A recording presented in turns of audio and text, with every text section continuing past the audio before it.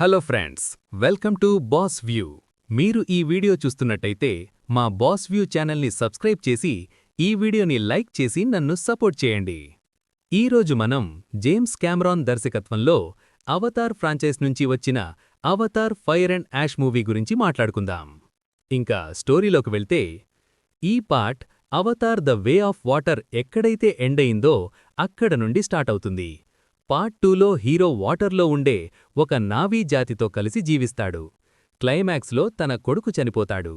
Spider villain నుంచి తప్పించుకుని Jack ఫ్యామిలీలోకి వస్తాడు. ఈ పార్ట్లో కూడా స్పైడర్ ఈ ప్రాంతంలో మాస్క్ లేకుండా జీవించడం కష్టమవుతుంది. దానికి జాక్ అండ్ ఫ్యామిలీ తనని వేరొక ప్లేస్కి పంపడానికి నిర్ణయించుకుంటారు. ఆ ట్రావెలింగ్లో వేరే నావీ జాతి వాళ్లు అటాక్ చేస్తారు. అదే టైంలో కర్నల్ జాక్ కోసం వెతుకుతూ ఉంటాడు. మరి ఆ అటాక్ చేసిన నావీ వాళ్లు ఎవ్వరు? జాక్ కర్నల్కి దొరికాడా? స్పైడర్ మాస్క్ లేకుండా అక్కడ ఎలా జీవించాడు? స్పైడర్ మాస్క్ లేకుండా ఉండటం వల్ల ఆ గ్రహానికి ఎలాంటి ప్రాబ్లం వస్తుంది? చివరికి అన్ని పాటలలాగే హీరో తన ఫ్యామిలీని ఎలా కాపాడుకున్నాడు అనేది ఈ మూవీ చూసి తెలుసుకోవాల్సిందే. జేమ్స్ కెమెరాన్ మూవీ అంటేనే విజువల్ ఫీస్ట్ ఉంటుందని అందరికీ తెలుసు. ఈ మూవీ కూడా అదే రేంజ్లో ఉంది. ఇంకా యాక్షన్ స్కియాన్స్ అన్నీ కూడా చాలా బాగా అనిపిస్తాయి. బ్యాక్గ్రౌండ్ స్కోర్ కానీ, టెక్నికల్లీ చూడడానికి కానీ మనం ఆ ప్లేస్లో ఉన్నట్టు ఉంటుంది. ఇందులో ఒక కొత్త జాతిని చూపించారు. మనం ట్రైలర్లోనే చూస్తాము, యాష్ జాతిని. వాళ్లని నెగటివ్ షేడ్స్లో చూపించారు.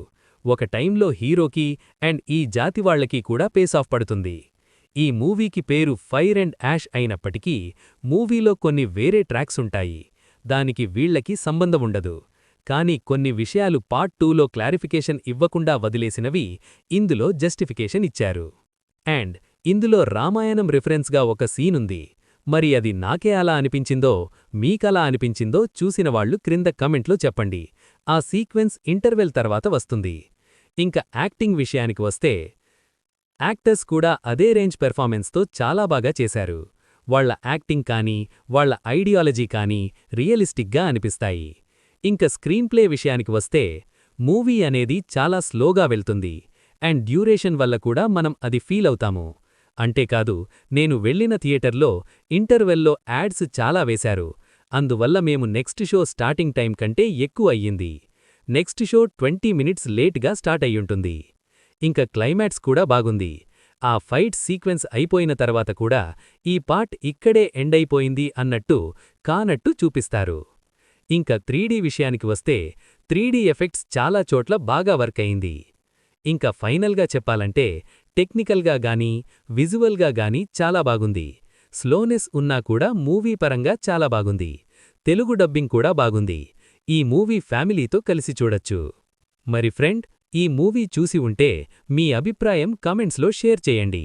మా బాస్ వ్యూ ఛానల్ని సబ్స్క్రైబ్ చేయండి. Thank you.